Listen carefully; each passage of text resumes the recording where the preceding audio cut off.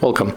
If you want to change font style in your Samsung Galaxy S21 Ultra, at first you have to go for the settings, next tap on display.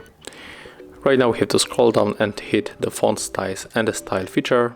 Right now we have to go right here, and as you can see we can easily change the font by choosing one of them.